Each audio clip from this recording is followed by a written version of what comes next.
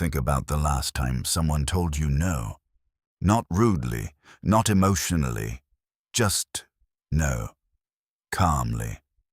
Final. It stung.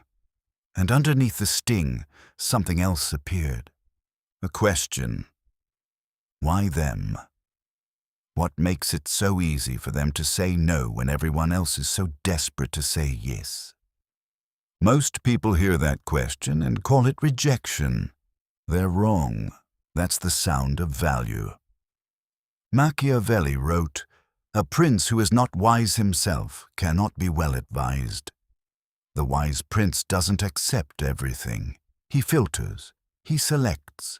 He decides what enters his world and what doesn't. The prince who accepts everything is not choosing, he's reacting. And a man who only reacts has no throne. He just has an open door. Every yes you give costs something, not metaphorically. Actually, when you say yes to something, you're saying no, automatically, invisibly, to everything else that time could have gone to. The question isn't whether you're spending. It's whether you know what you're buying. Most people don't. They say yes because no feels dangerous. No feels like conflict, like failing someone, like closing a door that might not reopen. So they stay available, agreeable, easy to reach, easy to book, easy to rearrange. And they call it being a good person. But goodness and leverage are not the same currency. And slowly, without deciding to, they become the person no one actually needs. Availability doesn't build value. It builds expectation, not respect. Expectation. And what we expect, we stop seeing. The colleague who always says yes to extra work becomes the person extra work defaults to. Not because they're valued, but because they've made themselves cheap to exploit. The partner who always accommodates becomes the one whose accommodation stops registering. No friction, no reminder it was ever a choice. It compounds quietly. That's what makes it lethal. There's a concept in behavioral psychology called scarcity signaling. When something is rare, genuinely rare, the perceived value rises automatically. Not because anyone decided it should. That's just how the brain files things. If those come easy, come fast, come without friction, the brain files them next to tap water. Reliable, unremarkable, just there. But the moment your yes is rare, the moment no comes out with calm, with ease, with no explanation, the calculation changes. Now people are wondering what you're already committed to that matters more than them. Now your yes, when it comes, means something. Now it's earned. This is what it costs. Watch what happens when an over-agreeable person enters a negotiation. The other side makes an offer. They say yes. The other side immediately knows they left value on the table. So they revise. They ask for more. They add conditions. And the agreeable person, not wanting to blow the deal, says yes again. By the time the room clears, they haven't struck a bargain. They've been walked. Watch it in a professional setting. Someone offers their help immediately, before they've been asked twice, before there's any tension at all. It reads as eagerness. And eagerness, at work, reads as excess capacity. Excess capacity means they're not that busy. Not that busy means they're not that valuable. It's not fair. It's also not negotiable. That's how perception operates. And power lives in perception. The person who is always free, always available, rearranges their plans, cancels their own commitments, answers every message within minutes, never lets anything sit. People like them. They also stop thinking about them between interactions. You don't think about the thing you know will always be there. You think about the thing you're not sure you can keep. In the early 1960s, an unknown actor was testing for every role he could get. He wasn't unknown by choice. He was unknown by circumstance. Doing regional theater, small TV spots, trying to get his name in front of the right people.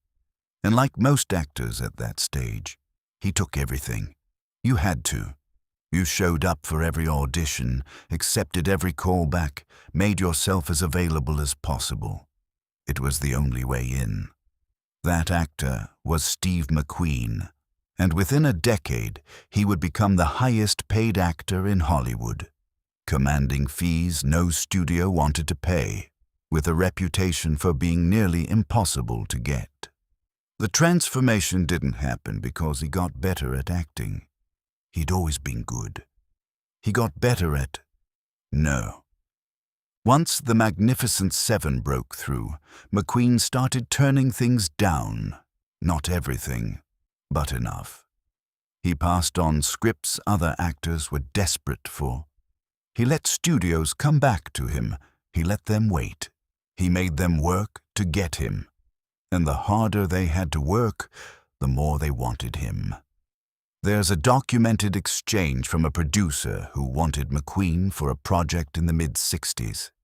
He read the script, set it down, said he wasn't interested. Producer increased the fee. McQueen said the money wasn't the issue. Producer restructured the deal, added creative control, offered back-end points. McQueen said the script still wasn't something he wanted to make. The producer left furious. 18 months later, he was back. Different script, higher offer, more control. This time, McQueen said yes. By then, the producer understood, not intellectually, but in his gut, that McQueen's yes meant something, that if you got it, you'd gotten something real. Go back further. Go to 15th century Florence. The Medici family controlled the banking, the art, the patronage networks, the political machinery of the most sophisticated city-state in Europe.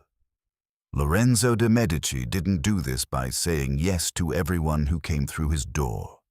He was selective in a city where selectivity was power. Everyone wanted access to the Medici, their money, their endorsement, their protection.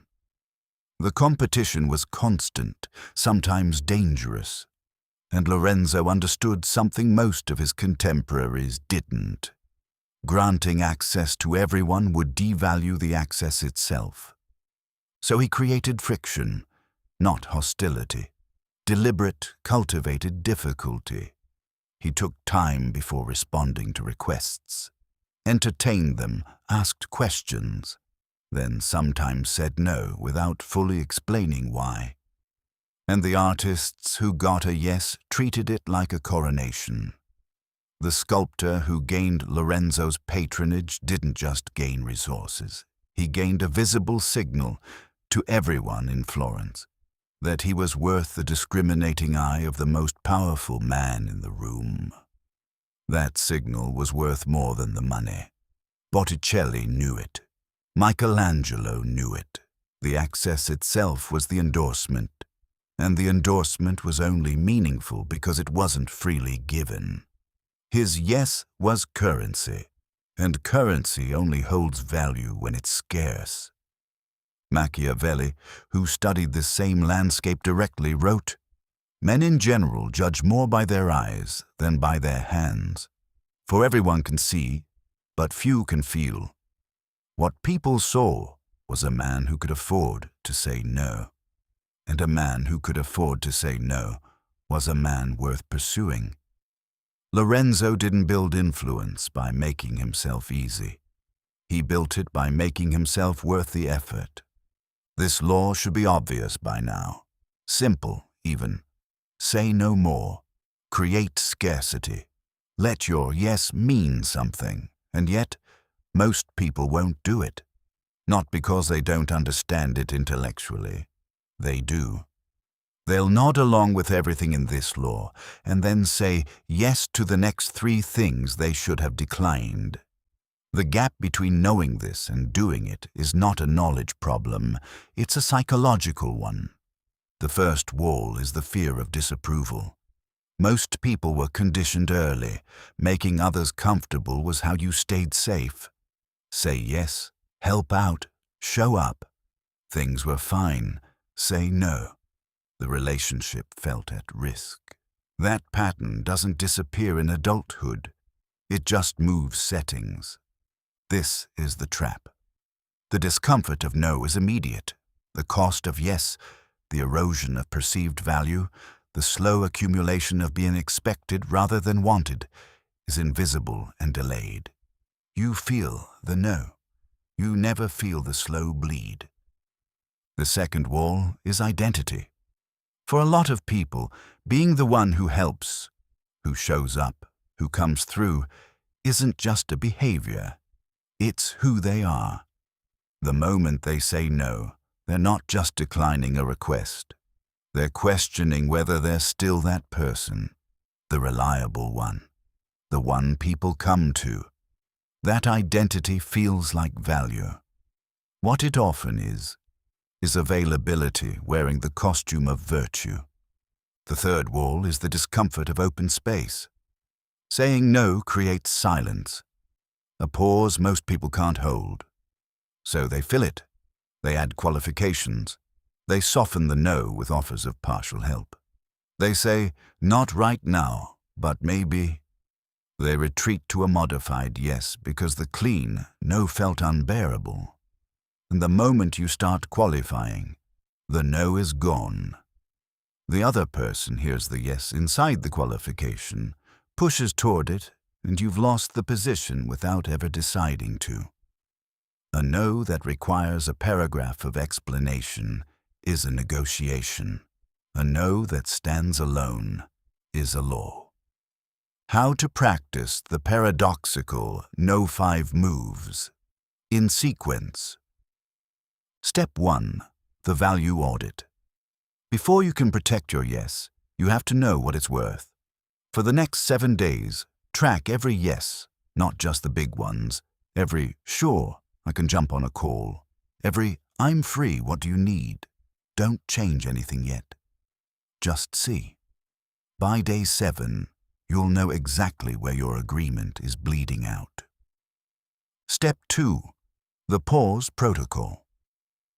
The default yes lives in the gap between hearing a request and feeling the pressure to respond. Close that gap. When a request comes in, don't answer immediately. Say, let me come back to you on that. Then check the impulse. Is this a yes because it aligns with what you're building, or because silence felt dangerous? Those are 2 different yeses. Only one of them builds leverage. Step 3. The clean. Know when the no is right. Say it cleanly. No explanation unless one is strategically necessary. No apology. No alternative offered as a guilt buffer. That's not going to work for me. I'm going to pass on that. Or just no. Then hold the silence. This is where most people collapse. The no lands, the pause opens, and they fill it. Reasons, alternatives, softening. They turn a position into a conversation. Don't let it sit. Let them respond. Let them absorb it.